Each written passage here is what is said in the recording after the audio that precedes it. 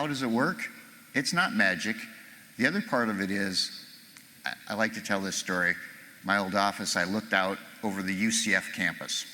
It's a commuter campus of 65, 70,000 students, right? People coming and going all day long. It's a busy intersection.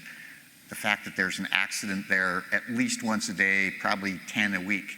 This intersection is littered with car parts. My son calls it car parts intersection. It just always deteriorates all over the intersection. I've never seen a news article about that.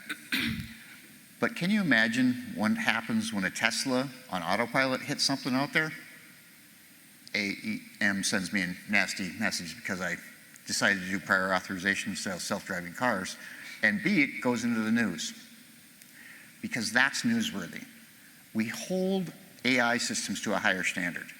And frankly, a lot of people shrink from that. I think that's realistic. I think that's okay. One of the things that we do not do in our system, and I will not do, is say, deny. A, doctors have to do it, and B, we have an AI system, and I do not feel comfortable with that. That's a decision that Tina's doctors need to do.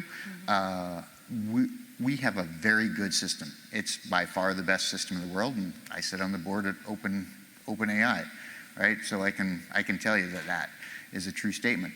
But it's still not good enough, right?